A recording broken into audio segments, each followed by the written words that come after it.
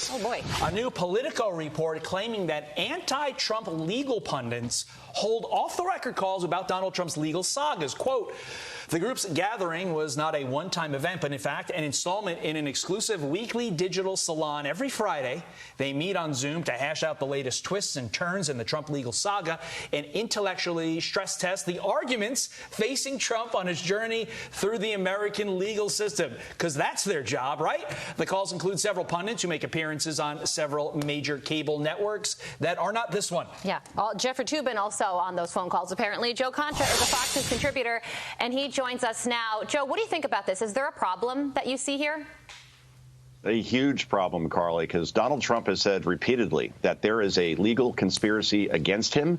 And to hear all these pundits who appear what feels like on an hourly basis on those other cable news networks getting together for a weekly meeting to discuss how they're going to push the narrative that Donald Trump is absolutely guilty until proven innocent. Boy, that's really telling. So the next time you watch any of these people on those networks, whether it's Bill Kristol, whether it's Father of the Year, George Conway, whether it's Lawrence Tribe or Jennifer Rubin, do know that their analysis is all rehearsed and all an effort to try to take out Donald Trump. And by the way, the fact that Jeffrey Toobin is one of the legal analysts that appears on these regular Zoom calls should be, hands down, potentially disturbing for anyone who has eyesight and is attending. Because remember, he got the shaft over at CNN for doing what he did in front of female coworkers on a Zoom call a few years ago. Yet now CNN invites him back to be their star analyst when it comes to these Trump trials. Go figure. I caught two puns there. I'm not going to list them, but don't want you to think you put them over on me, Joe. Look, this always felt too coordinated. And when I speak with people, I'm sure you get the same thing. People always ask you, Joe, does the media coordinate their narratives? I think we now have an answer. Clearly, there is coordination here. But with all that coordination and all that strategizing, this is the best they could come up with, a case where even the prosecution, if they prove every single fact to be true, there's still no crime because the prosecution can't come up with a crime.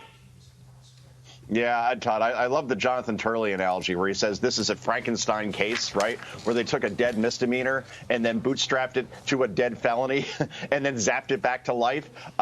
We still, haven't heard what the crime here is exactly. And I think many Americans, those who live in places like Pennsylvania or Wisconsin, Michigan, Georgia, Arizona, who are struggling with food prices that continue to climb and crime out of control in American cities, and obviously the border, immigration. They see these wars going on overseas. They see what's going on American campuses, and they say, boy, we got bigger fish to fry than Donald Trump allegedly paying a porn star 8 years ago as a hush money situation so he could interfere with the 2016 election? Yeah, no. I think most sane and sober people say that this is obviously a witch hunt and a political politicization of the weapon and weaponization of the justice system, guys. Just quickly, Turley's best line of this is the prosecution's whole case is we're going to prove that Donald Trump drove 55 miles an hour. Well, yeah, you can prove that. It's not a crime. You're allowed to drive 55 miles an hour. And it's just very interesting that people who are legal analysts on competing networks are coming together to sort of form one solid, singular opinion when the goal should be to offer the audience their own unique thoughts and different perspectives. We also want to ask you, Joe, about the latest reporting overnight on the protest taking place in Colombia. They released a new statement saying that progress is being made with these student protesters. They were apparently going to be cleared by midnight, blew past that deadline. And this is the progress that they say that they're making. These protesters have agreed to comply with the FDNY, and they also agreed that all the non-student protesters would leave Colombia. So the progress is that these protesters are going to literally comply with the actual fire department, and that people that shouldn't be on campus are going to leave? Really?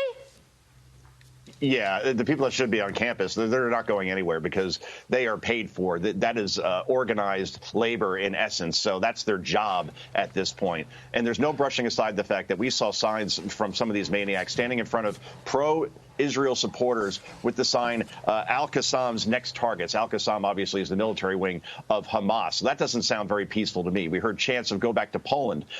Columbia obviously just went remote with some of their classes. So overall, this isn't going to get better anytime soon. This semester cannot end soon enough. And it's just amazing what's going on college campuses today. Amazing in the worst ways, guys. I can't believe what we're seeing on our screens on a daily basis. Why even negotiate with these student protesters? I love that point you made. We're going to reward you for doing the right thing, for following the law. Thank you Great for for you. saying that you'll comply with the fire department.